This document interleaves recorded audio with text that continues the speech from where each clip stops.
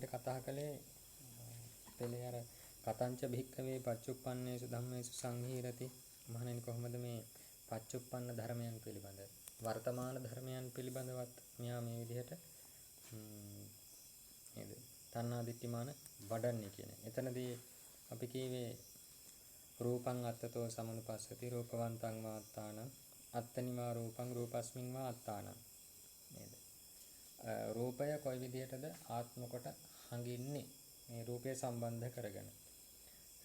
ඉතින් අපි කියවා විශේෂයෙන් මෙතනදී මේ අට කතාවේදී දැන් මේ උපරිපන්නාසකේනේ මේ හරියෙද්දී ඉතින් ඒ වගේ කාරණා විග්‍රහ කරන්න අටුවාචාරින් වහන්සේ උත්සාහ වෙන්නේ. මොකද පටන් ගත්ත මුල තැනෙම ඉඳන්නේ මූලපරියාය සූත්‍රයේදී ඔක ගොඩක් විග්‍රහ වුණා. ඊට අතිරේකව චූල වේදාල සූත්‍රයේ අට කතාවෙත් එනවා. චූල වේදාල සූත්‍රය. අපි මහ වේදාල සූත්‍රයෙන් කතා කළේ නේද? චූල වේදාල සූත්‍රය කතා කරන්න බැරි වුණා. ඒකේ පුංචි ඡේදයක් තියෙනවා. ඒක කතා කරලා අපි ඊටු ටිකට යමු.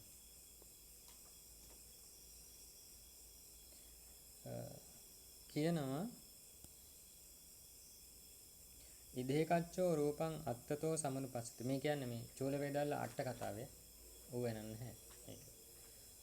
ඉදේකච්චෝ ඇතමෙක් රූපං අත්තතෝ සමනුපස්සති. රූපය ආත්ම වශයෙන් දකිනවා. යම් රූපං සෝ අහං යම් රූපං යම් රූපයක් වෙයිද සෝ අහං ඒ මමයි. යෝ අහං තං රූපං මම කියලා යම් කෙනෙක් ඉන්නවනම් ඒ වෙන දෙයක් නෙමෙයි තං රූපං ඒ රූපයයි. ඉති රූපංච අත්තංච අද්වයං සමනුපස්සති. මේ රූපයත් ආත්මයත් අද්වයන් ද්වයන් කියන්නේ මොකද? දෙකක් කියන අදහසනේ. අද්වයන් කියන්නේ දෙකක් නෙවෙයි එකක්ම කොට සමනුපස්සති. යා දකින්න. උපමාවක් කියන දැන් ඒක තමයි ධර්මාර්ථය නේද? රූපං අත්තතෝ සමනුපස්සති කියන තැන ධර්මාර්ථය ඇත්තට මොකක්ද සංගි වෙලා තියෙන්නේ? යමක් රූපයද ඒ තමයි මම කියලා යම් දෙයක් වෙනවද? ඒ තමයි ඒ රූපය නේද? ඒක අපිට තේරුම් ගන්න ඕන අටුවාවේ උපමාවක් කියන. එතනින් ඕක පැහැදිලි වෙනවා. සෙය්‍යතාපිනාම තේලප්පදීපස්ස ජායතෝ නේද? දැල් වෙන තෙල් පහනක තේලප්පදීපස්ස ජායතෝ යා අච්චිසෝ වන්නෝ නේද? යම් ගිනිසිලුවක් වෙනවා නම් යම් ගිනිසිලුවක් වේද එයමයි වර්ණය නේද? අපි දැල් වෙන පහනක දැන් අර පහනේ ගිනිසිලුව කියන්නේ මොකද්ද? ඔව් ඒකේ දැල් ඒකේ වර්ණයනේ අපි ගන්න නේද? ඉතින් කියනවා අන්න ඒ වගේ සා යා අච්චිසෝ වන්නෝ යම් දැල්ලක් වෙනවද ඒක වර්ණය. යෝ වන්නෝ සා අච්චි යම් වර්ණයක් ප්‍රකටයිද එයමයි ඒකේ ගිනි දැල්ල වෙන්නේ නේද? එකින් එක එකකට එකක් අන්‍ය වූ දෙයක් නෙමෙයි. අන්නේ විදිහට ඒව මේව ඉදේ කච්චෝ රූපං අත්තතෝ සමනුපස්සති අද්වයං සමනුපස්සති. මෙන්න මේ විදිහට රූපය එකක් කොට දකිනවා. එවං රූපං අත්තාති දිට්ඨිපස්සනාය පස්සති නේද? මේ විදිහට රූපය ආත්ම කොට දිට්ඨියෙන් බැසගෙන දැක ගන්නවා නේද? මේ පැහැදිලිවම කතා කරන්නේ මේ දිට්ඨිය පිළිබඳව. ඊට පස්සේ රූපවන්තං වාත්තානං කියලා දෙකම එකක් කියලා දෙකම මේ දෙකක් කියලා ගන්න. කියන්නේ මම කවුද මම? රූපය මේ රූපය ගැන කල්පනා කරද්දී කවුද ඒ රූපය කියන්නේ? අන්නේ රූපය තුළ තමයි මම කියන්නේ. ඒ රූපයම තමයි මම කියලා හිතාගෙන ඉන්නේ මම. කියන්නේ මමෙක් කියලා දකින්නේ මොකද්ද? රූපය. කියන්නේ වෙන කෙනෙක් නෙමෙයි මේ තමහා සම්බන්ධව යම් හිස් මුදුරින් ඉඳන් දෙපතුල දක්වා යම් රූපයක් තියෙනවද? අන්නේ රූපය තමයි මෙයා මම කියලා හංගින්නේ. මම කියලා හංග. ඉතින් කියනවා ඒක නිසා මම රූපය මම කියලා හංගිනවා මම රූපය කියලා හංගිනවා. ඒකයි කිව්වේ ඒක දෙකක් නෙමෙයි එකමයි. ඒ කියන්නේ මම විදිහට දකින්න ඇත්තටම මොකක්ද අන්තිමට කිහිල්ලා? මේ රූපය පිළිබඳ අයෝනිසෝ මනසිකාරය. දිට්ඨියෙන් යුතුව රූපය තුළ බැස ගන්නවා. ඒක දකින්නවා කියන්නේ යථාර්ථයක කියන්නේ නෑ අර දිට්ඨියෙන් යුතුව යම් විපල්ලාසක දැන් දිට්ඨිය කියන්නේ මොකක්ද? හරියට අර මේ මිරිගුවක් තියෙනවා. ඇත්තට මිරිගේ වතුර තියනවාද? වතුර නැහැ. හැබැයි වතුර වගේ. අන්න ඒ වගේ. වතුර තියනා වගේ පේනවා. හැබැයි යනවා වතුර හම්බ වෙනවද? වතුර හම්බ වෙන්නේ නැහැ. අන්න ඒ වගේ තමයි රූපය පිළිබඳව මෙයා දිට්ඨියෙන් යුතුව වැස ගන්නවා. දැන් බැලුව බැලමට ඒ වගේ. නමුත් මේක ඇතුළට හොයාගෙන ගියොත් එහෙම දෙයක් රූපයක් මමයි කියන්නේ රූපය කියන්නේ මේ පුද්ගලයෙක් කියන්නේ අපට කෙනෙක්ව මුණ ගැසෙන්නේ නැහැ අන්තිමට. රූපය කියන්නේ හුදු ස්කන්ධ ගොඩක් කියන තැන තමයි අපි නතර වෙන්නේ. හේතුින්ද හටගන්න හේතු නැති වෙන නිරුද්ධ වෙන නික ස්කන්ධ රාශියක් විතරයි මේක තියෙන්නේ. ඒක අපිට දැන් සාමාන්‍ය සම්බන්ධ නිකන් විද්‍යාමාන වෙනවා. ඔව්. ඒ කියන්නේ ඒක නබරින් බලනකොට එහෙම එකක් නැහැ. කියන එක. නේ කියන්නේ ඒක මේ දැන් මම භික්ෂුන් වහන්සේ නම් මම ධීරානන්ද කියලා ගන්නට ඒ රූපය තුල එහෙම මමත්වයක් ගොඩනගා ගන්න දෙයක් නැහැ කියලා කියන්නේ නේද?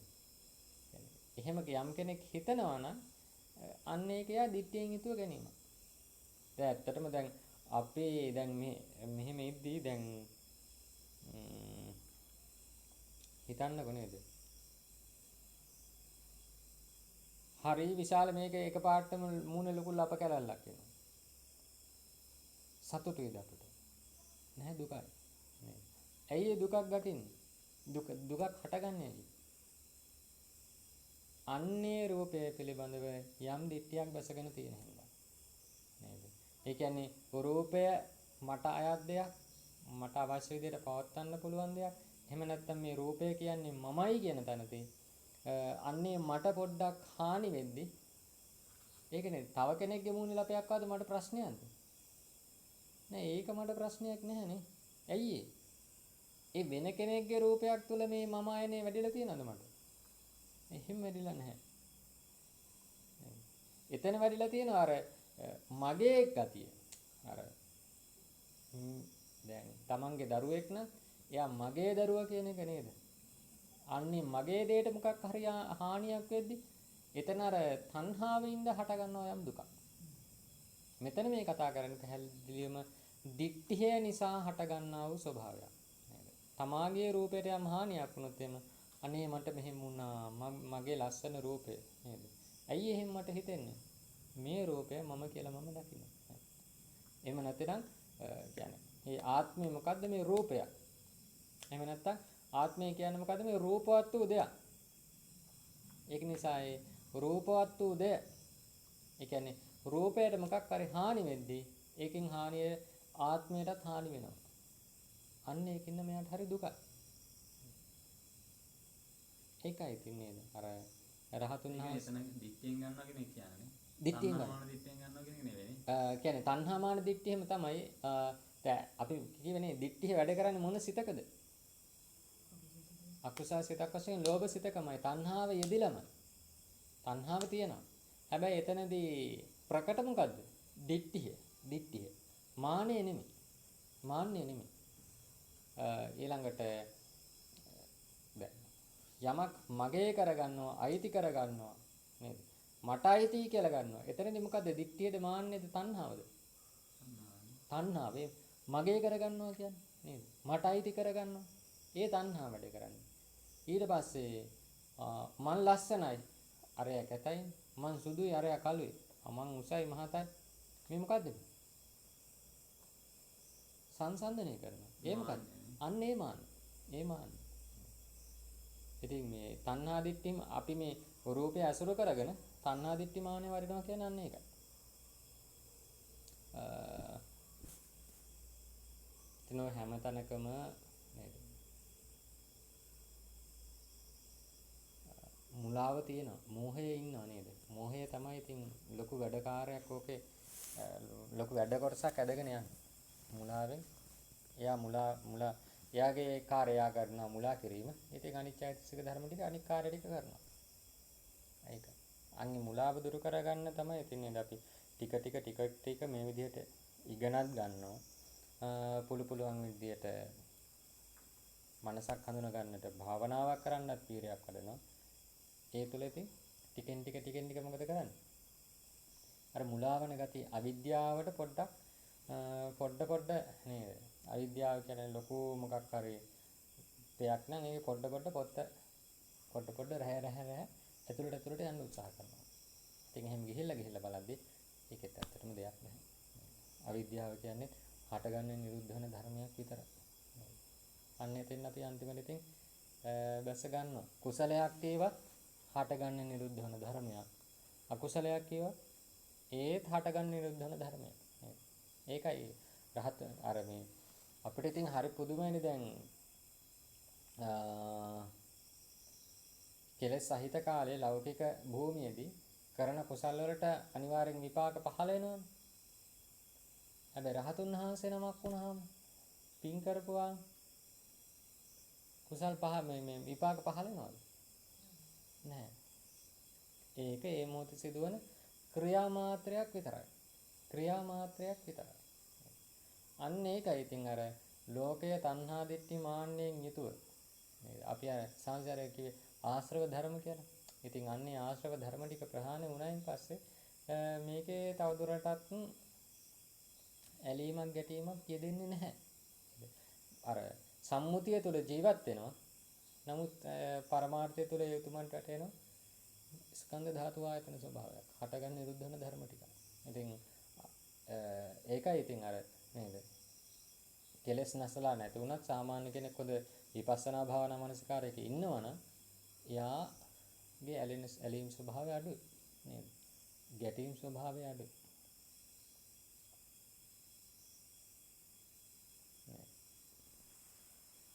මේකක් තමයි රූපං අත්තතෝ සමුපස්සති. ඊට පස්සේ කියන රූපවන්තං වා අත්තානං කියන තැනදී අරූපං අත්තාති ගහෙත්තා නේද?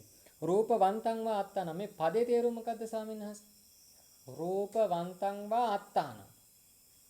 ඒක අන්න හරි. රූපවන්තං අත්තානං මේ ආත්මය කියන එක කොහොම එකක්ද? රූපවත් වූ දෙයක්. ඒ කියන්නේ යම් මොකක් හෝ ආත්මය කියලා ස්වභාවයක් තියෙනවා. ඒක රූපවත් වූ දෙයක්. රූපය නෙමෙයි නේද? එහෙනම් ඒක රූපයෙන් පරිබාහිර වූ දෙයක්. ඒ රූපයෙන් පරිබාහිර මොකද්ද? නාම ධර්ම ටික නේද? නාම ධර්ම ටික. ඒකයි මේ කියන්නේ රූපවන්තං වා අත්තානං කියන තැනදී අරූපං අත්තාති ගහෙත්තා. අරූපය තමයි ආත්මය කියලා ගන්න. ඒ කියන්නේ නාම ධර්ම ටික ආත්මය විදිහට අරගෙන හරියට කියනවා ඡායාවන්තං රුක්ඛං ඉව. හරියට තමාට අයිති සෙවණැල්ලක් තියෙන ගහක් වගේ තං අත්තානං රූපවන්තං සමුපස්සති. නේද? රූපවත් වූ ආත්මය මේ අර විදිහට තණ්හා දිට්ඨිමාන වලින් දකින්න. දැන් ඇත්තටම ඡායාව අයිති වෙන්නේ කාටද? ගහට නේද? ඉතින් මේ ඡායාව මේ ගහ කුමක්ද? ඡායාවක් සහිත වූ ගසක්. ඡායාවක් සහිත වූ ගසක්. එතන ප්‍රධාන වෙන්නේ කවුද? ගසයි. අන්න ඒ වගේ ආත්මයේ සිටිනවා. ඒ ආත්මය කුමක් සහිත දෙයක්ද? අර ඡායාවක් සහිත වූ දෙයක් වගේ ආත්මය කියන්නේ රූපයක් සහිත වූ දෙයක්.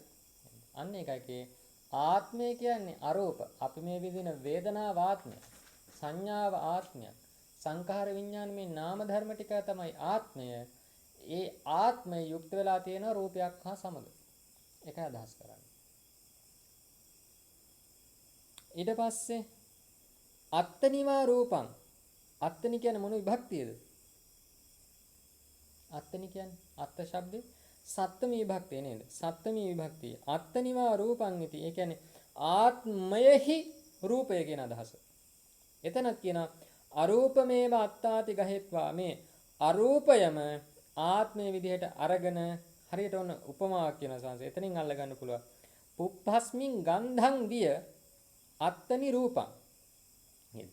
දැන් මලක පිහිටනවා ගන්ධය. බලන්න අර උපමාවකේ උපමාව වෙනස් කරගන්න. කලින් කීවේ ගහක් තියෙනවා, ගහට අයත් ඡායාවක් තියෙනවා. දැන් ඔන්න වෙන උපමාවක් කියනවා. මලක් තියෙනවා, මල තුල පිහිටනවා. ඔව් ගන්ධය. හරියට එහෙනම් ආත්මය තියෙනවා. ආත්මය තුලයි බැසගෙන ඉන්නේ කවුද? රූපය කියන එක. රූපය කියන එක. ඉතින් ඒක කියන්නේ එතනත් ආත්මය කියන්නේ මොකද්ද? මේ අරූප ධර්ම ටික. අරූප ධර්ම ටික. අන්නේ අරූප ධර්ම ටික ප්‍රධාන කරගෙන ඒ අරූප ධර්ම ටික තුළ තමයි මේ ආත්මය දැසගෙන ඉන්නේ. ඒ කියන්නේ නාම ධර්ම ටිකනේ. නාම ධර්ම කියන්නේ නාම ධර්ම ටික තුළ තමයි රූපේ වැසගෙන ඉන්නේ. මොකද නාම ධර්ම ටික තමයි මේ ආත්මය ආත්මය ආත්මය කියලා අල්ලන්නේ. නේද? අර දැඩි වශයෙන් රූපේ පැත්තට ඇදලා ගිය කෙනෙක් නෙමෙයි මේ නාම ධර්ම පැත්තට ඇදලා ගිය කෙනෙක්. දැනෙන වේදනාව පස්සෙන් එළවෙන කෙනෙක්. ඊට පස්සේ දැනෙන සිත පස්සෙන් සංඥාව සංඛාර මෙව පස්සෙන් එළවෙන කෙනෙක්. ඊට පස්සේ අන්තිම එක තමයි රූපස්මින් වා අත්තාන. රූපස්මින් මොකද විභක්තිය?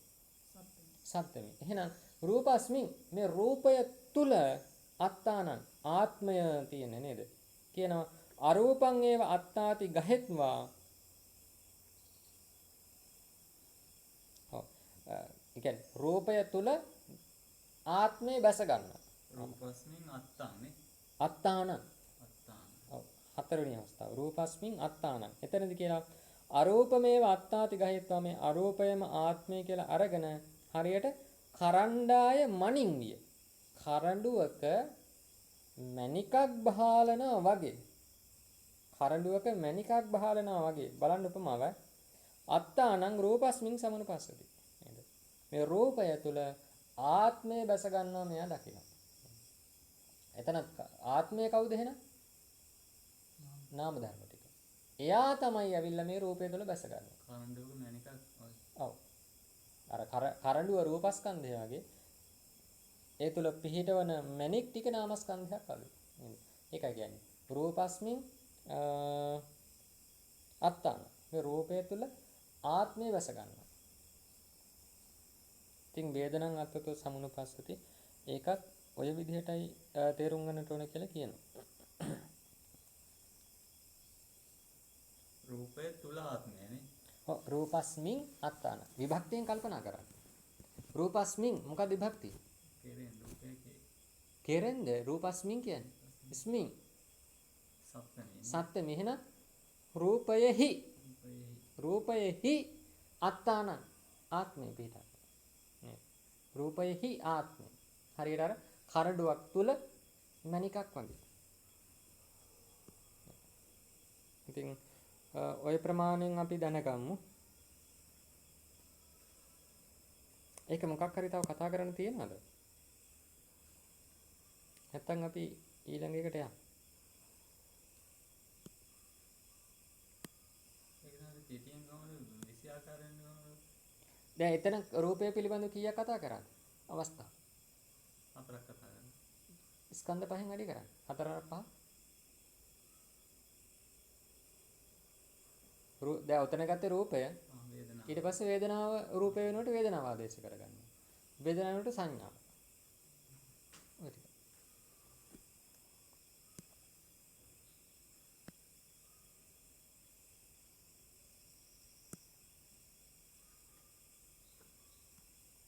මේ හරිය ඇත්තටම මේ මොකක්ද කියන්නේ 20 වැඩ සක්කාය දිට්ඨිය. සක්කාය. සක්කාය දිට්ඨිය. අර තමා කියලා දකින ආකාර 20. ඒක මොකක්ද ගාථා කරලා තියෙනවද? විසුවහමකින් ඒක කරලා තියෙනවා. මොකද්ද මට පදයක් මතක් කරොත් මම ඒ ගන්නවා මොකද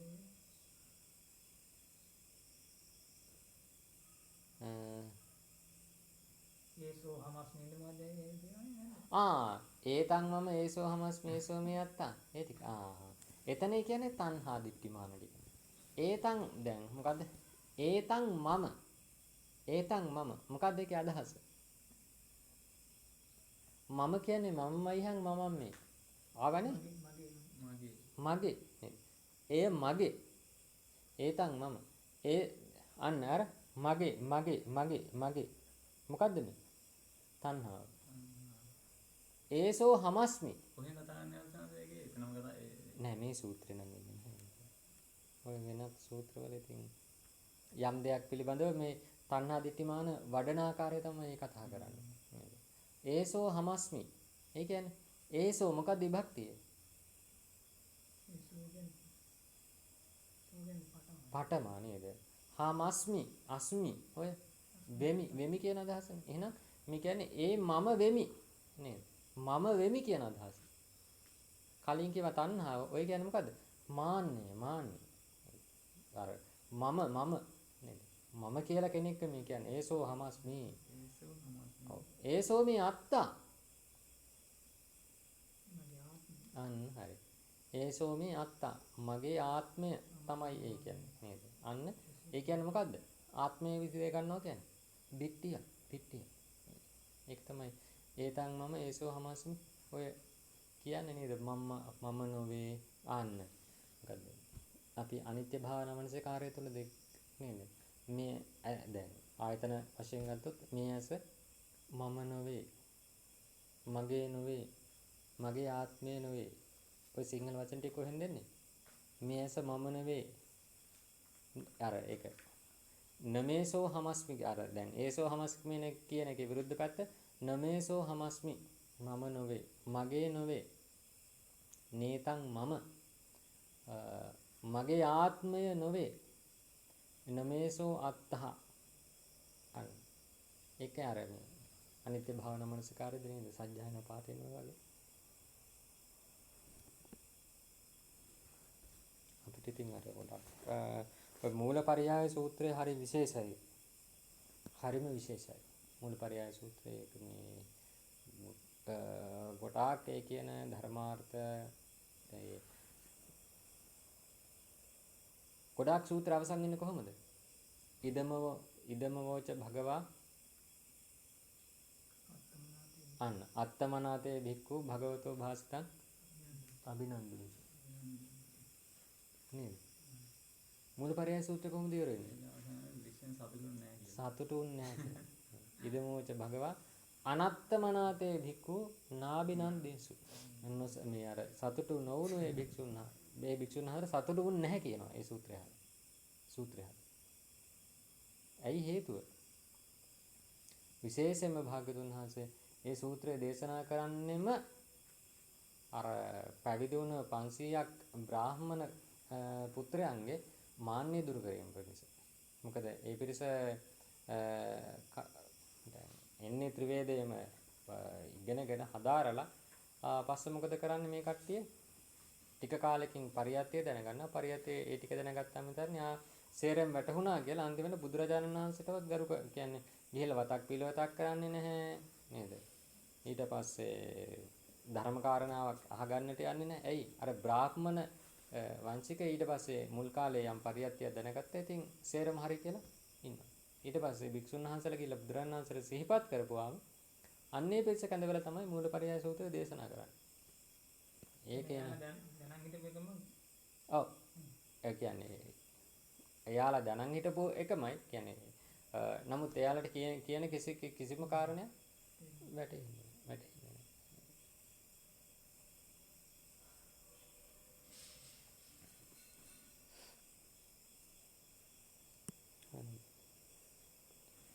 පච්චුප්පන්නේසු ධම්මේසු සංහීරති. පච්චුප්පන්න ධර්මයන් පිළිබඳ ඔන්න ඔය විදිහටයි එහෙනම් තණ්හා දිට්ඨිමාන උපදවන්නේ. තණ්හා දිට්ඨිහින් විශේෂයෙන් උපදවන්නේ. මෙතන නම් මේ දිට්ඨිය කතා කළේ නේ.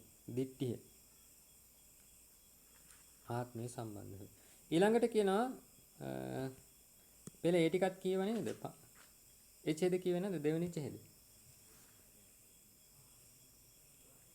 කතංච භික්ඛවේ පච්චුප්පන්නේසු ධම්මේසු න සංහිරති. ඉතින් අරකෙම අනිත් පැත්ත තමයි තියන්නේ. උඩින් තණ්හා දිට්ඨි වැඩෙන්නේ කොහොමද කියලා කතා කරා. මේ ඡේදයෙන් කතා කරනවා තණ්හා දිට්ඨි වැඩෙන්නේ නැත්තේ. මේ වැඩෙන්නේ නැති වෙන්නේ කොහොමද කියලා. ඉද භික්ඛවේ සුතවා ආර්ය ශාවකෝ කලින් කීවේ අසුතවා පුතුජ්ජනෝ. දැන් කියන්නේ කවුද? සුතවා ආර්ය ශාවකෝ. අසුපිරු තැන් ඇති ආර්ය ශ්‍රාවකයා. අරියානං දස්සාවි.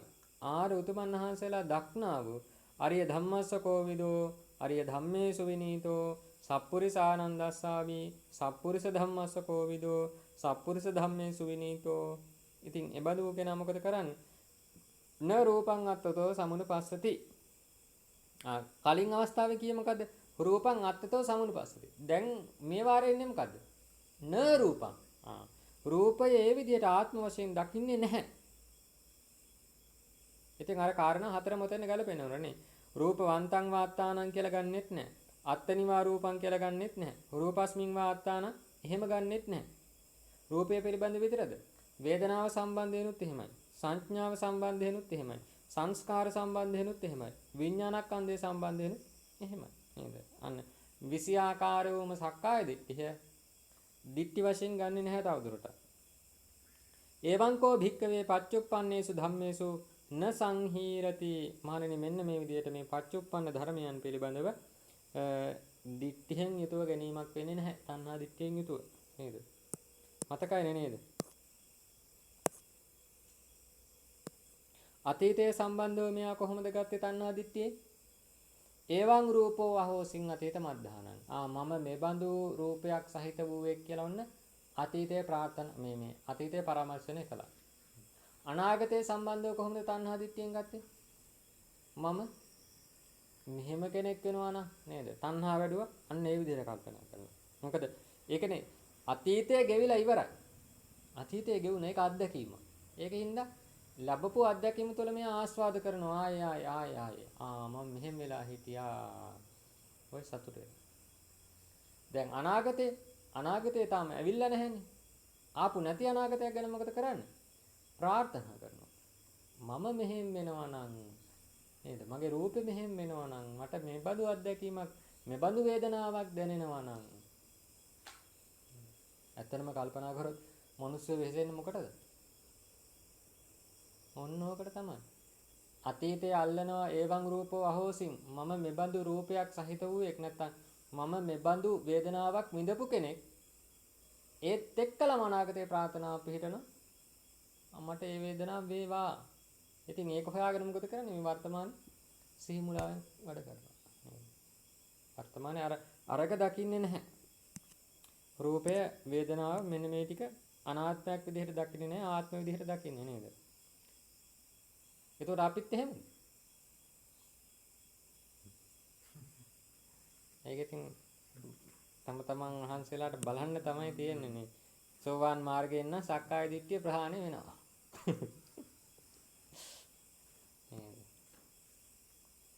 උත්සාහ කරන්නට ඕනේ ඉතින්. මේ කාලේ වීරිය වැඩුවොත් කෙලස් දුරු වෙන්නේ නැහැ කියලා එහෙම එකක් නැහැ නේද? උත්සාහ වඩන්න.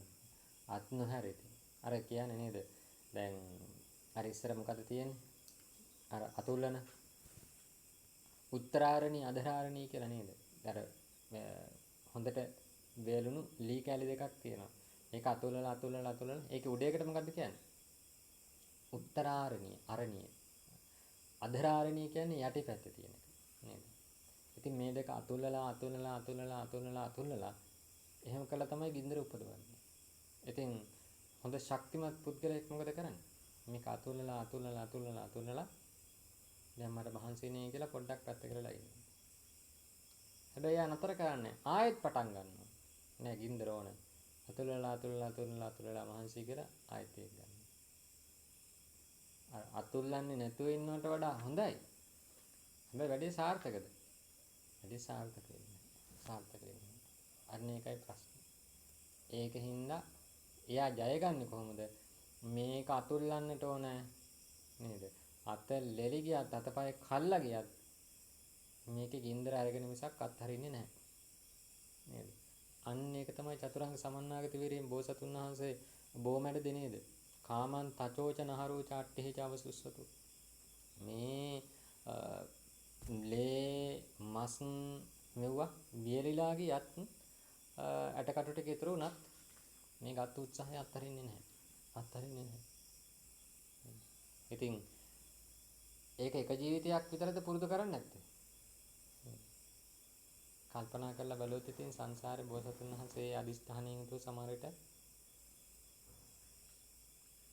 මේ මහ පොළොවේ ගස් කීයකට අපවත් උනක් දන්නේ නේද?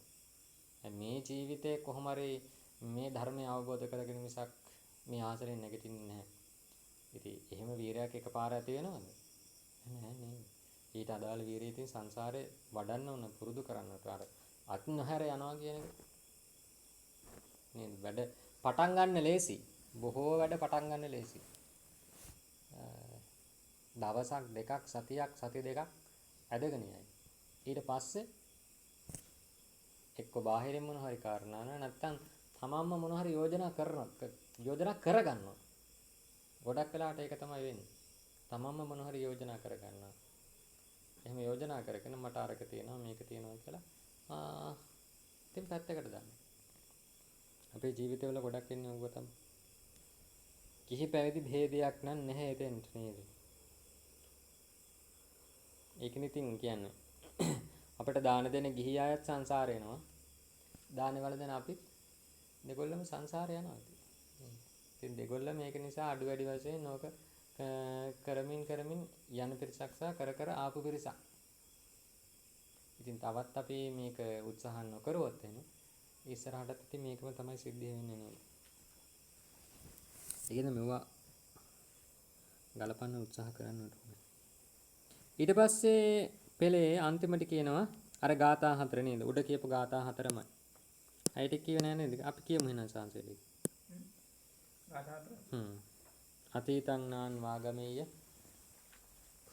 අතීතං නාන් වාගමෙය්‍ය නප්පටි කංකි අනාගතං යදතීතං පහීනං තං අපත්තං ච අනාගතං පච්චුප්පන්නං ච යෝ ධම්මං තත්ත තත්ත විපස්සති අසම්භීරං අසංකුප්පං තං විද්දා මනු බ්‍රූහේ අජ්ජේව කිච්ඡං ආතප්පං කෝජඤ්ඤා මරණං සුවේ නහිනෝ සංගරං තේන මහාසේන මච්චුන එවං විහාරින් ආතාපින් අහෝරත්තම් මතන් විතං සංවේ බද්දේ කරත්තෝති සන්තෝ ආචික්කතේ මුනීති. ඉවරම් කරමු. කියන්නේ එන ආතුන සිවර කරන සූත්‍රය. වද්දේ කරත්තස්සකෝ බික්කවේ උද්දේශංච විභංගංච දේසිස්සාමේති ඉතියන්තං උත්තං ඉදමේතං පටිච්ච වුත්තන්ති ඉදමෝච භගව අත්තමනෝතේ බික්ඛු භගවතු වාසිතං අභිනන්දන්ති. වද්දේ කරත්ත සුත්තං පටක. ඉතින් අර ගාථා හතරේ අර්ථ ඒ වගේමයි. සූත්‍රය අවසන් කරනවා භද්දේ කරත්තස්සෝ භික්ඛවේ උද්දේශංච විභංගංච දේසිස්සාමි ඉති යන්තං උත්තං ඉදමේතං පටිච්ච වුත්තං නේද? ඔය පාඨය හරි ප්‍රසිද්ධයි නේද? යන්තං උත්තං ඉදමේතං පටිච්ච වුත්තං. මහණෙනි භද්දේක රත්තස්ස නේද? භද්දේක රත්තයා පිළිබඳව උද්දේශංච උදෙසීම විභංගංච එක විස්තර විභාග කොට දැක්වීම දේසිස්සාමි ඉති නුබලාට දේශනා කරන්නේ මියයි ඉති යන්තං මුත්තං යනුවෙන් යම් ඒ දෙයක් මා විසින් ප්‍රකාශ කරන ලද්දේද ඉදං මෙන්න මේක ඒතං පටිච්ච උත්තං අන්න ඒ දේ හේතු කරගෙන ඒ දේ ගට නැත්නම් ඊට විසඳුම් වශයෙන් මුත්තං කියන ලදී. ඉදමෝච භගවා භාගතුන් වහන්සේ මේක ප්‍රකාශ කළසේක අත්තමනාතේ භික්ඛු සතුටු සිත් ඇති ඒ භික්ෂූහු භගවතෝ භාසිතං අභිනන්දුන්ති. භාගතුන් වහන්සේගේ භාෂිතයට අභිනන්දුන් සතුටු වූහ. බලන්න අට කතාවේ කියනවා කතංච භික්ඛවේ කියන තැන තියෙනනේ. කතංච භික්ඛවේ පච්චුප්පන්නේසු ධම්මේසු සංහීරති ඉති අපි අර කලින් කියපු ඡේදයට සම්බන්ධ වෙන්නේ. ඉදං පච්චුප්පන්නංච යෝ ධම්මං තත්ත තත්ත විපස්සති අසංහීරං අසංකුප්පං ඉති අර උඩ කියපු ගාථාවේ අනේ පද දෙක ඉති උද්දේශස්ස නිද්දේසත්තං මුත්තං අන්නේ කියපු උද්දේශය හා සම්බන්ධ වන නිද්දේශය ප්‍රකාශ කිරීම සඳහා මේ විදිහට මේ ප්‍රකාශනයක් ගත්තේ. ඒ කියන්නේ අපට ඒ ගාථා පාඨය ආවනේ පච්චුප්පන්නංච යෝ ධම්මං තත්ත තත්ත විපස්සති කියලා. ඒක තමයි උදෙසා දැක්වීම. මාතෘකාව වශයෙන් කීවා. නේද? ඉතින් කියනවා ඒක විස්තර විභාග සහිතව කියනට තමයි කියන්නේ කතංච භික්කවේ පච්චුප්පන්නේසු ධම්මේසු සංහීරති. අන්න ඒ විදිහට පෙළ යට විග්‍රහය එන්නේ අර උඩින් කියපු උද්දේශය විස්තර විභාග සහිතව කියන්නට. කාමංච එත්ත කාමං කියන්නේ මොකද? ඒ කාන්තයෙන් එත්ත මෙහිලා කතංච භික්කවේ පච්චුප්පන්නං ධම්මං න විපස්සති इति ආදිවත්තබ්බං සියා. මෙන්න මෙහෙම කියන්න තිබුණානේ. කොහොමද? භික්කවේ මහණෙනි කතං කෙසේනම් පච්චුප්පන්නං ධම්මං න විපස්සති මේ පච්චුප්පන්න ධර්මය විපස්සනා නොකරයිද? ඉති ආදි වත්තබ්බන්සියා යන ආදිය කියන්න තිබුණනේ. වත්තබ්බන්සියා ප්‍රකාශ කළ යුතු වෙනවනේ.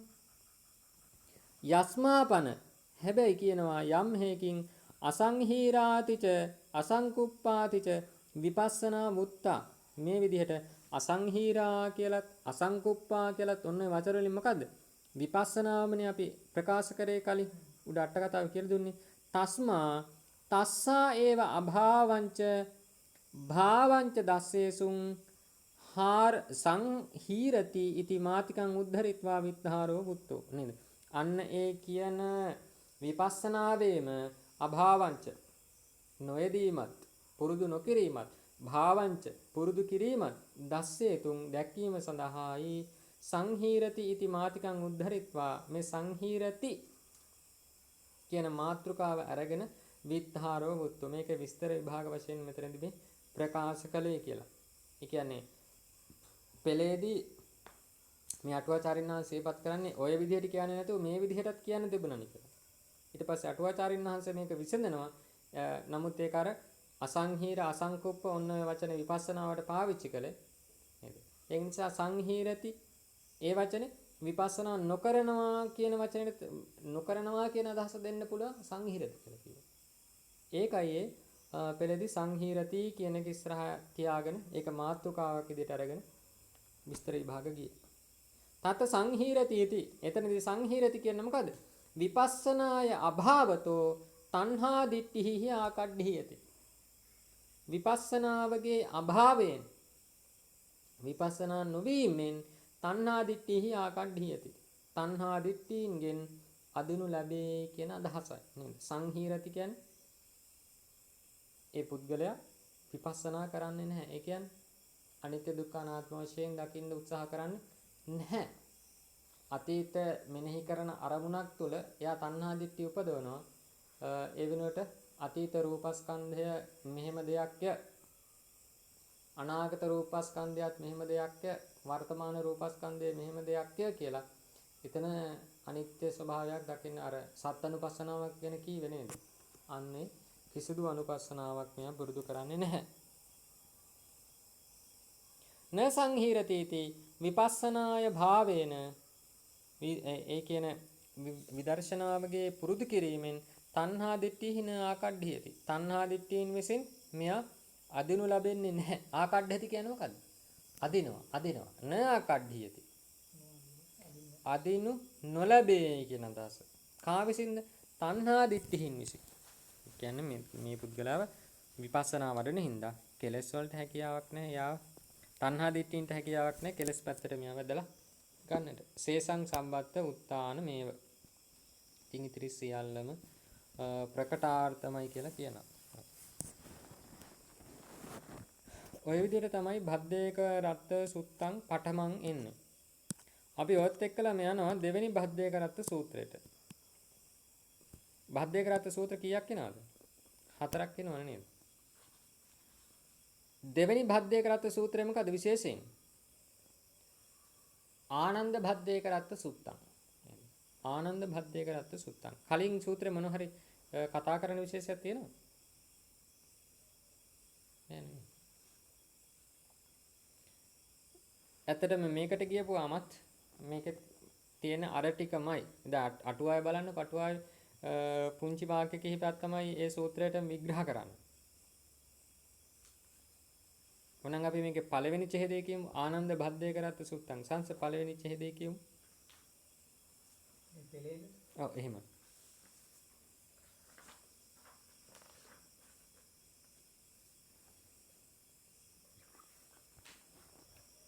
ඒවම් මේ සුතං ඒකං සමයං භගව සාවත්‍යං ජේතවනේ අනාථ පින්ඩිකස් ආරාමේ තේනකෝ පන සමයේන ආයස්මා ආනන්දෝ උපට්ඨාන ශාලායන් වික්ඛු ධම්මියා අතාය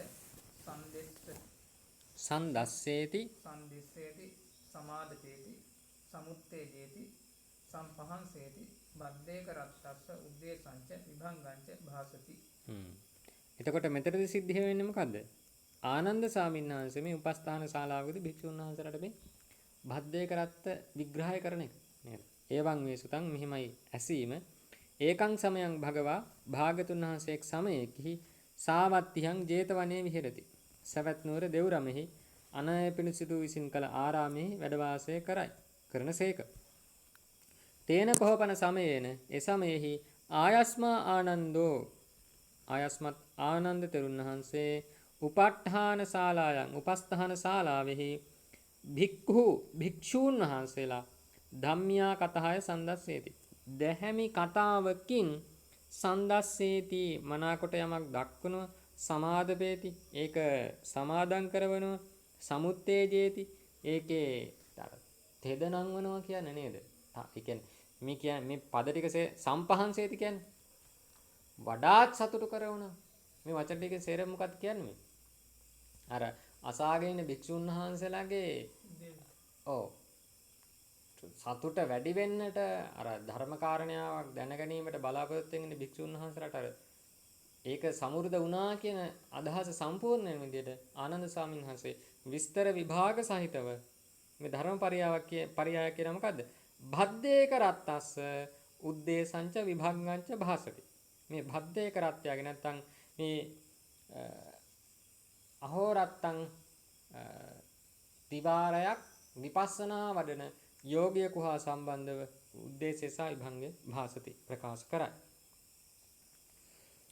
ඊළඟ ඡේද කියමු අතුනස්.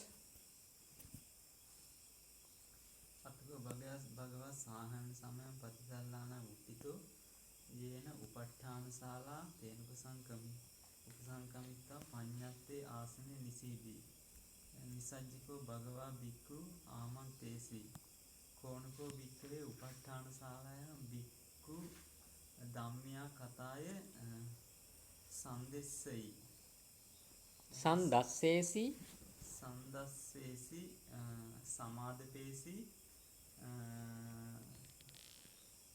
සමුත්තේජේසි සම්පහන්සේසි බද්දේක රතස්ස උද්දේශංච විභංගංච අභාසීති. ඔව් ඒ මොකක්ද අහන්නේ? අතකෝ භගවා ඉක්බිති බුදුරජාණන් වහන්සේ සායන්න සමයන් ප්‍රතිසල්ලානා බුට්ටිතෝ සවස් කාලේදී භාගතුන් වහන්සේ ඵල සමාපත්තියෙන් නැගී සිටලා යේන උපට්ඨාන ශාලා තේන උපසංගමි නේද? ඒ විදිහට උපස්ථාන ශාලාව ආරාමයේ යම්තනකද එතනට වැඩම කළා. උපසංගමිත්තා විදියට වැඩම කරලා පඤ්ඤත්තේ ආසනේ නිසීදී. පනවන ලද්දා වූ ආසනේහි භාගතුන් වහන්සේ වැඩ හිඳියා. නිසජ්ජකෝ භගවා භික්ඛු ආමන්තේසි. ඒ විදිහට නිසජ්ජ ඒ ආසනේ වැඩ හිඳලා භගවා භාග්‍යතුන් වහන්සේ භික්ඛු ආමන්තේසි භික්ෂුන් වහන්සේලා ආමන්ත්‍රණය කොට වදාලා කොහොමද? කෝනුකෝ භික්ඛවේ උපට්ඨාන ශාලායන් මහණෙනි භික්ඛවේ මහණෙනි කෝනුකෝ කවරෙක් නම් උපට්ඨාන ශාලායන් මේ උපස්ථාන ශාලාවෙහි භික්ඛු ධම්මියා කතහය සන්දස්සේසි. මේ භික්ෂුන් එතන වැසලා හිට භික්ෂුන් වහන්සේලා ධම්මියා කතහය සන්දස්සේසි. මේ දැහැමි කතාවෙන් මනාකොට දැක්වේ කවුද භික්ෂුව? ඒක සමාදන් කෙරෙව්වේ ඒ ධර්මපරියාය සමාදන් කෙරෙව්වේ කවුද භික්ෂුව? සතුට කෙරෙව්වේ කවුද? ඒ දැහැමි කතාව මොකද්ද? භද්දේක රත්තස්ස උද්දේශංච විභංගංච. ඉතින් අහනවා ඒ භද්දේක රත්ය හා සම්බන්ධව උදෙසීමත් විභංගයත් කවුද කෝ අභාසි කවරෙක්ද ප්‍රකාශ කළේ? ඊට පස්සේ ඡේද ආයස්මා භන්තේ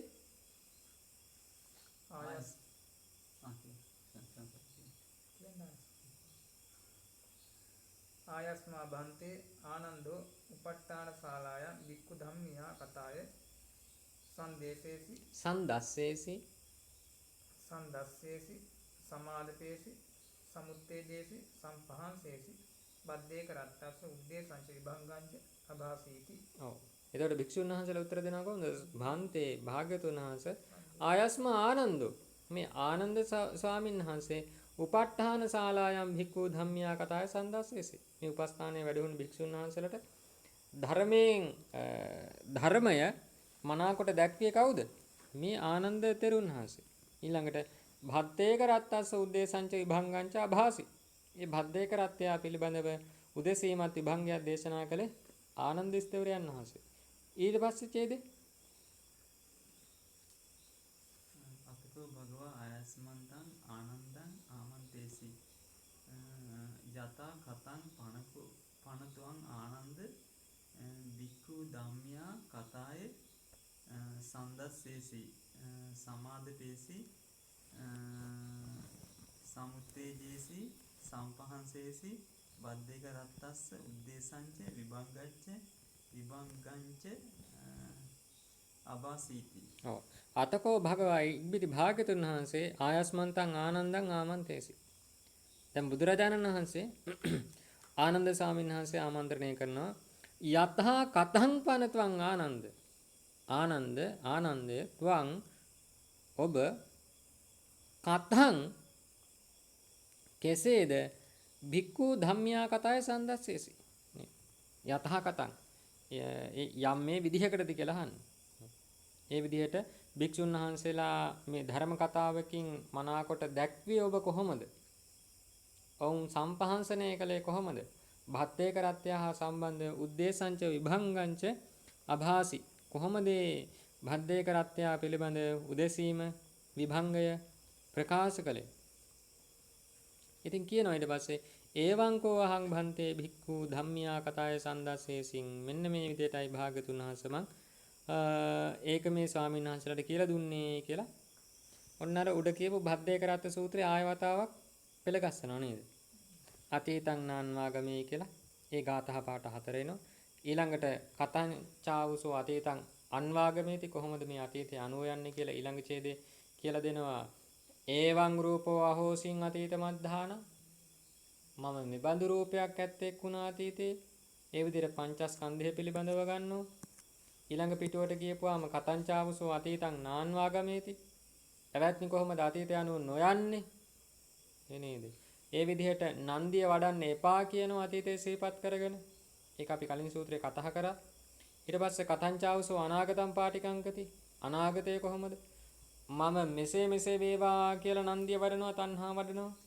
ඊට පස්සේ අනාගතං නප්පටිකංකති. අනාගතේ ප්‍රාර්ථනා නොකරන්නේ කොහොමද? මම අනාගතේ මෙසේ වේවා කියලා නන්දිය පිහිටවන්නේ නැහැ. ඊට පස්සේ පච්චුප්පන්න ධර්මයන් පිළිබඳව කොහොමද? රූපං අත්තතෝ සමුනුපස්සති රූපවන්තං වාත්තාන අපි කතා කළේ නේද? ඒ විදිහට දකීම තුල දිට්ඨිය වැඩෙනවා. ඒ විදිහට නොදකීම තුල නසංහීරති තණ්හා දිට්ඨිය උපදින්නේ නැහැ.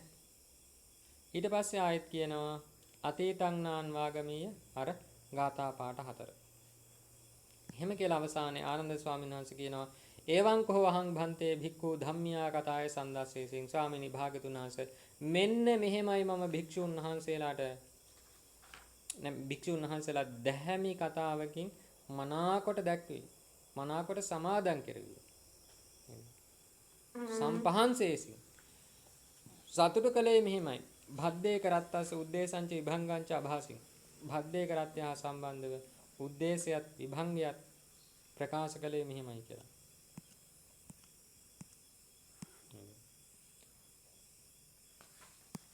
ඊට පස්සේ 408 ඡේදයේ උඩම ඡේද කියමු සම්මත 408 උඩම ඡේද කියන්නේ කොහොමද?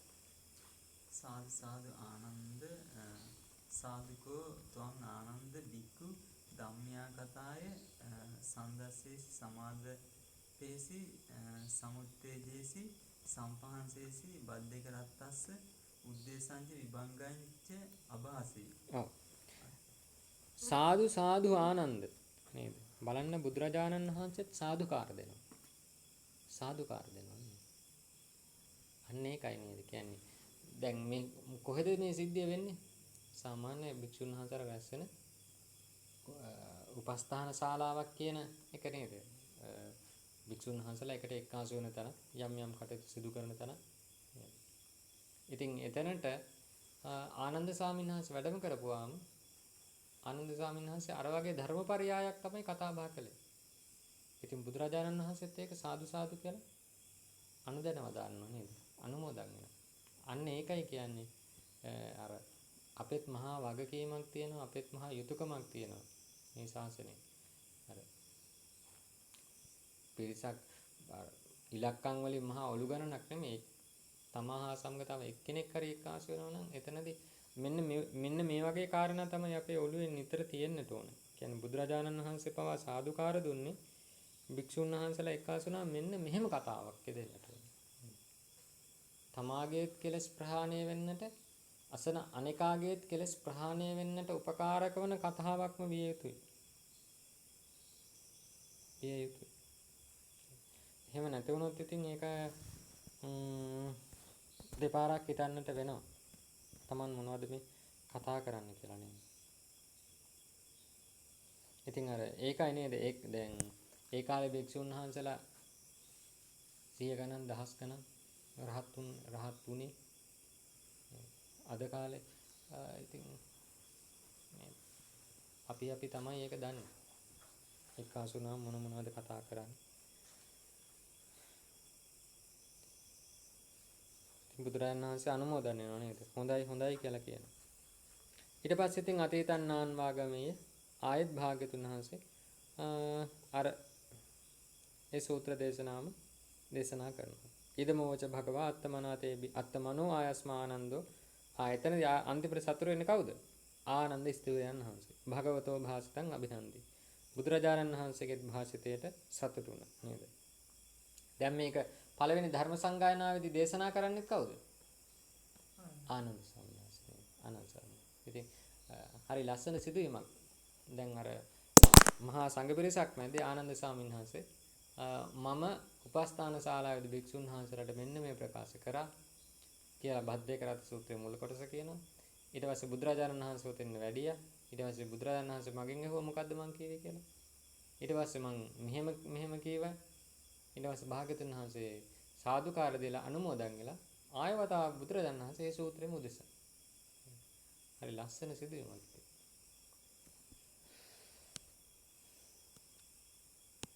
බලන්න එකේ අට කතාවේ කියනවා ඒවන් මේ සුතං ඉති ආනන්ද භද්දේකරත්ත සුත්තං. ඒවන් මේ සුතං කියලා මෙතන කතා කරන්නේ ආනන්ද භද්දේකරත්ත සූත්‍රය. තත්ත පටිසල්ලාන වුට්ටිතෝ ආවේ නේද භාග්‍යතුන් වහන්සේ නැගී සිටියා කියලා එතන ඵල සමාපත්තිතෝ වුට්ටිතෝ. බුදුරජාණන් වහන්සේ ඵල සමාපත්තියෙන් නැගී සිටිනවා කියන්නේ. කෝනුකෝ භික්ඛවේ භාග්‍යතුන් වහන්සේ අහනවා නේද උපස්ථාන ශාලාවේදී කවුද මේ ධර්ම කතාව කළේ කියලා.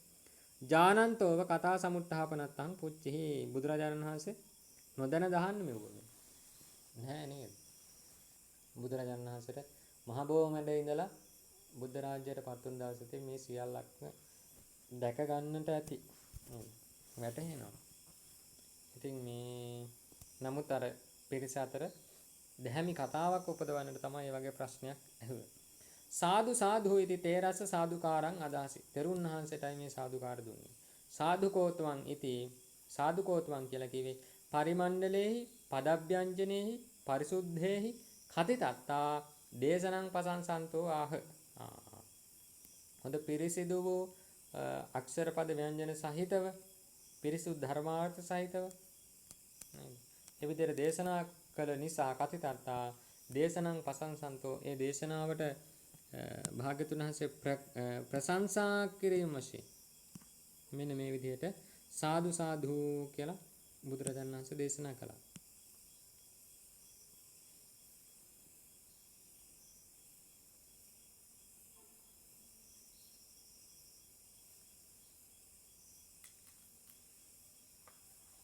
ටීකාවේ කියනවා විජ්ජමානේහි වන්නේහි යම් කෙනෙකු තුළ විද්‍යමාන වන්නා වූ ගුණයන්ගේ ගුණවන්තේ උදග්ගතාකරණං සම්පහන්සන. අර ගුණවත් උතුමන් වහන්සේලා ඒ උතුමන් වහන්සේලා සතු ගුණයන් ප්‍රකාශ කරමින් ඒ අය වඩාත් ඔසවා තැබීම ඒකට කියනවා සම්පහන්සනය කියලා. සම්පහන්සනය. ඒ අය ඉදිරියෙහිම ඒ ගුණ ප්‍රකාශ කරලා නේද? සම්පහන්සනය. ඉතින් එහෙනම් මෙතන අර උඩ කියපු භද්දේකරත්ත සූත්‍රයට වඩා මේ අතිරේක විශේෂයක් කතා වෙන්නේ නැහැ නේද? අර අවස්ථා සම්බන්ධය තමයි වෙනස් වෙන්නේ. ඊළඟට තියෙනවා මහා කච්චාන භද්දේකරත්ත සූත්තං.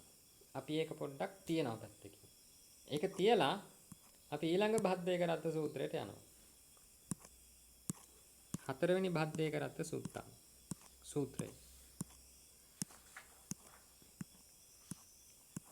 අපි කතා කරනවා මේ අතහරින්නේ නැහැ. ඒක අර අටුවාව ටිකක් දීර්ඝයි. පෙළක් දීර්ඝයි. කීවෙනි පිටුවද? 424. ලෝමසකංගිය භත්තේක රත්ත සුත්තා.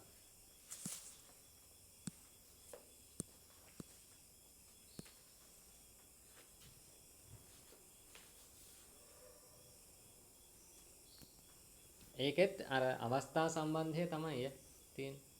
අවස්ථා සම්බන්ධය තමයි. මොකද කරන්නේ, කතා කරනවද ඒක? පුංචි අවස්ථා සම්බන්ධයක් එන්නේ. අරට වඩා පොඩ්ඩක් වෙනස්.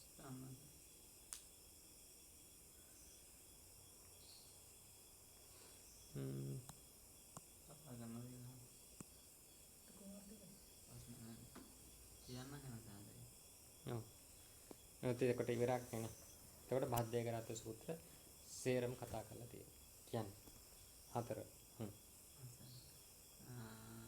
එවම් මේස්තං ඒකං සම්යම් භගවා සාවත්‍යං විහෙරති ඒකවනේ අනාථපිණ්ඩිකස් ආරාමේ තේනකෝපන සමයේන ආයස්මා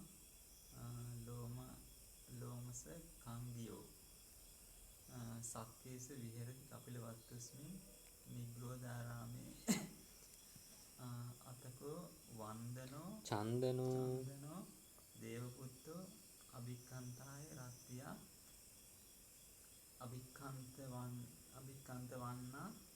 අභික්ඛන්ත වන්නෝ කේවල කප්පං නිග්‍රෝධාරාමං ඕභාසිත්වා යේනායස්මා ලෝමසකාංගියෝ තේනපසංකමී උපසංකමිතා ඒකමන්තං අට්ඨාසි ඒකමන්තං හිතෝකෝ චන්දනෝ දේවපුත්තෝ ආයස්මන්තං ලෝමසකංගියන් ඒතද වෝචේ. ඔව්.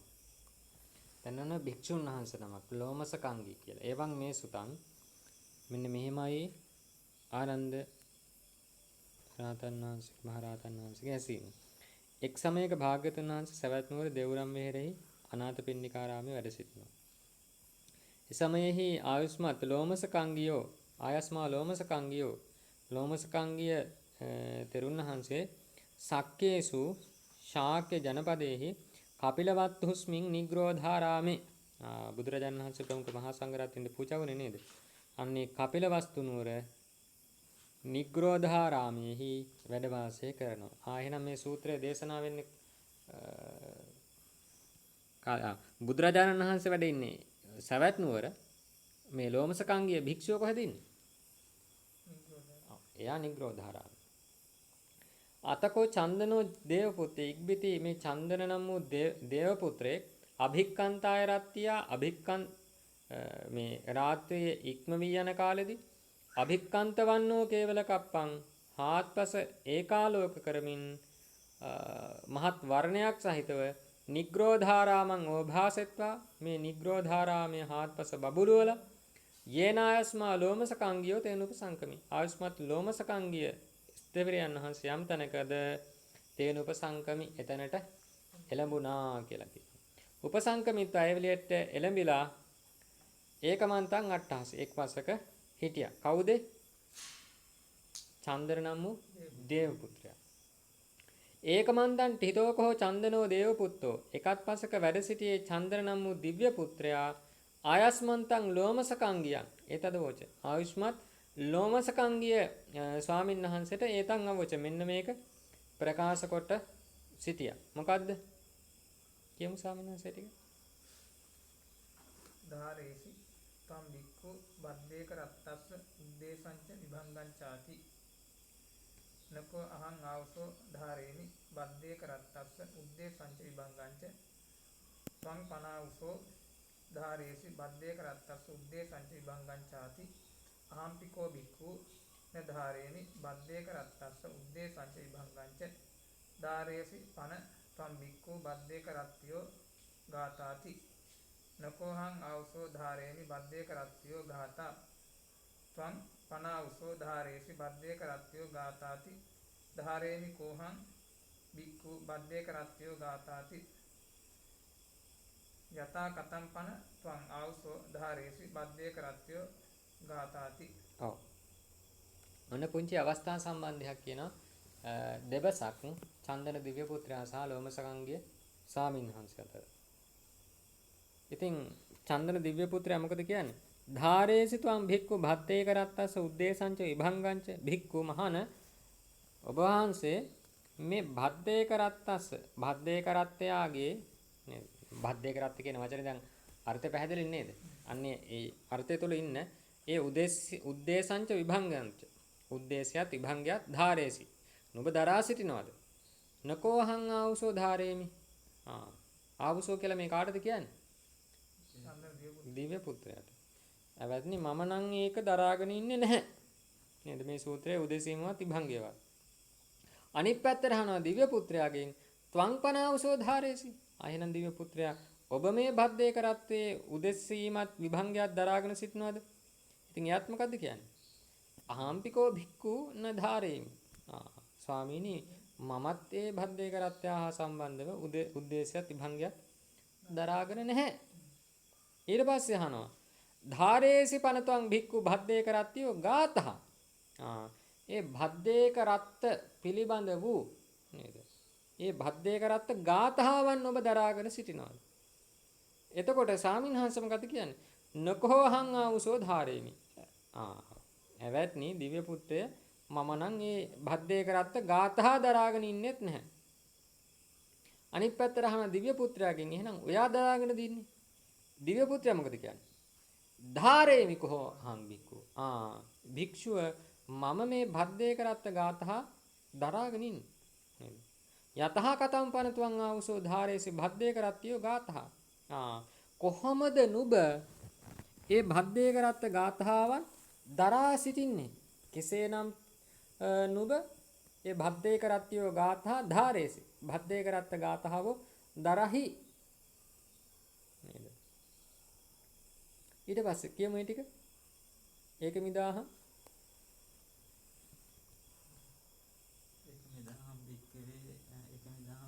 සමයම් භගවා දේවේසු තාවතින්සේසු විහෙරති පාරිච්ඡත්තක මූලේ පණ්ඩු කම්බල සිලායන් තත්‍ර භගවා දේවානං තාවතින්සානං බද්දේක රත්තස්ස උද්දේශංච විභංගංච අභාසි. ඒකමිදාහං භික්ඛු ස්වාමින්වහන්සේ එක් කාලෙක අහං මම ඒකං සමයන් එක් සමයකින් මම ඒකමිදාහං උතන මම කියන අදහස නෙමෙයි නේද? ඒකමිදාහං කියන තැන මම කියලා නෙමෙයි එන්නේ.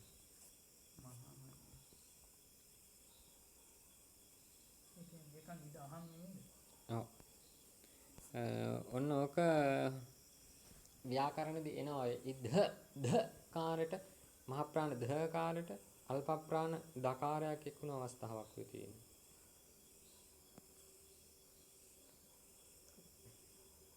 මෙතන කියන්නේ නැහැ විස්තර වශයෙන්. මොන තැනකදී ඒක මම කියන්නම්.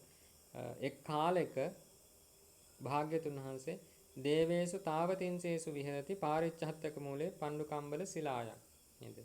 තවතිසාවෙහි පරසතු ගස් මුල තියෙන පණ්ඩු ඇඹුල් සලස්න නේද? පණ්ඩු කම්බල සිලා කියන සිංහල වචනේ මොකද්ද? පණ්ඩු ඇඹුල් සලස්න නේද? සිලා ආසනය කියන එක. තාත්‍ර භගවා භාගතුන් වහන්සේ එතනදී දේවානං තාවතින්සානං මේ තවතිසා දෙවියන්ට භද්දේ කරත්තස් උද්දේශංච විභංගංච අභාසි. මේ භද්දේ කරත්තයා පිළිබඳ උද්දේශයත් විභංගයත් අදාලා. මොකද්ද? අර ගාථා ටික නේද? එහෙනම් බුදුරජාණන් වහන්සේ මේ මනුෂ්‍ය ලෝක විතරද මේ භද්දේ කරත්ත සූත්‍රය දේශනා කරලා තියෙන්නේ? තාවතින්සටත් ගිහිල්ලා මේක දේශනා කරලා තියෙනවා. කොහෙද මේ තාවතින්ස කියන්නේ? මෙන්න අභිධර්ම දේශනා කරපු තැන. එතනදී ආයවතාවක් භාගතුන් වහන්සේ දන්නේ නැහැ. ඉතින් මේකද කලින් නැත්නම් අභිධර්ම දේශනාවද කලින් කෙසේ හෝ වේවා දෙවියන්ට මෙන්න මේ විශේෂයෙන් මේ විපස්සනා භාවනාවට ලක්වන භද්දේ කරත්ත සූත්‍රයේ උද්දේශ විභංගය දේශනා කරනවා.